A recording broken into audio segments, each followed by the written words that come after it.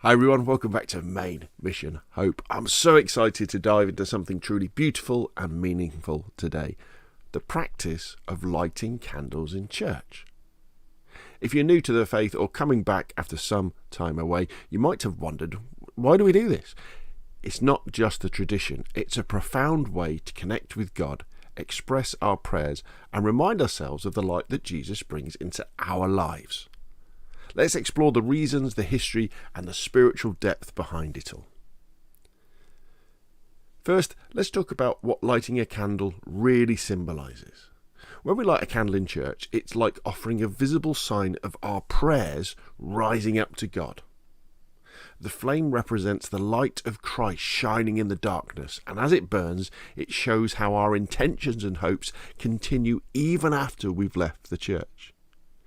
It's a simple act, but it fills us with such hope, knowing that our small light joins with Christ's eternal one to brighten the world.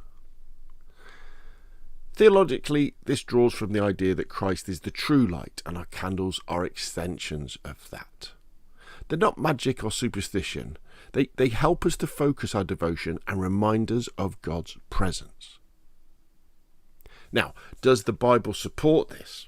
Absolutely. Scripture is full of references to light as a symbol of God's guidance and salvation. For example, in the Old Testament, God commanded the Israelites to keep lamps burning continually in the Tabernacle as a sign of his unending presence.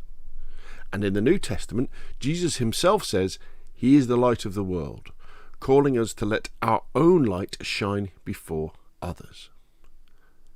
These aren't direct commands to light votive candles, but they lay the foundation of why light has always been central to worship. It's about illuminating our faith and pointing to Christ. Historically, the practice goes way back. Candles were used in ancient times for practical reasons, like providing light in the dark catacombs where, for safety, early Christians had to gather to keep away from the Romans. But over time, it became deeply symbolic. By the 4th century, candles were common in church ceremonies, not just for illumination, but to honour God and the saints.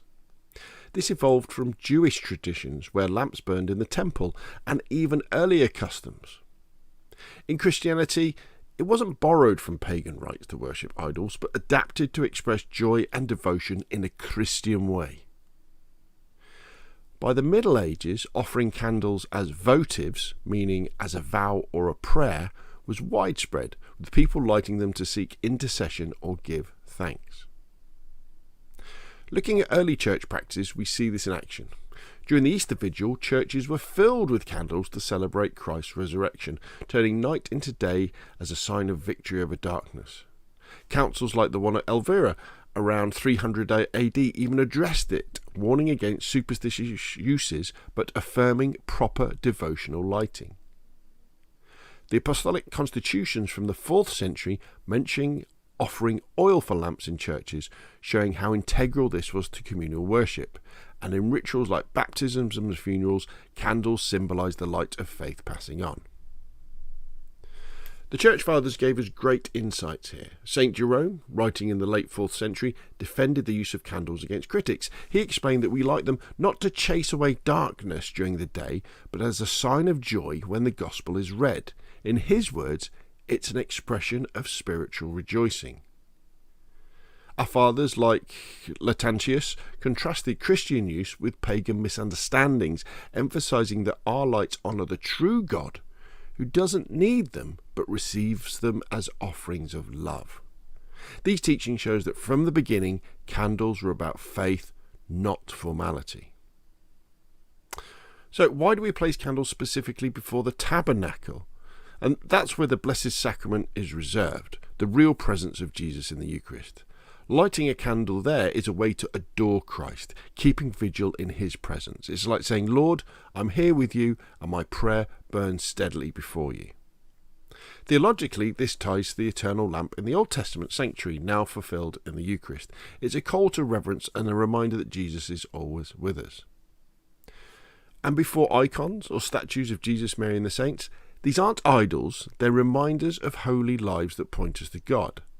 Lighting a candle there can honour their role in salvation history and ask for their intercession. It's like leaving a light on for a friend in heaven, joining our prayers to theirs. Historically, this started with candles at martyrs' tombs in the catacombs, evolving into votive lights at shrines. The Church teaches this as a way to venerate, not worship, drawing us closer to Christ through his family of saints. So, as I wrap this up, I hope this lights a spark in your heart. Lighting a candle is more than a ritual. It's a hopeful act of faith that connects us to centuries of believers. Next time you're in church, try it.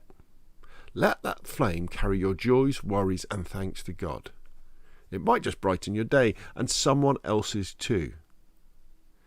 Thanks for joining me on Main Mission Hope. If this resonated, like, subscribe and share your thoughts below. God bless you abundantly.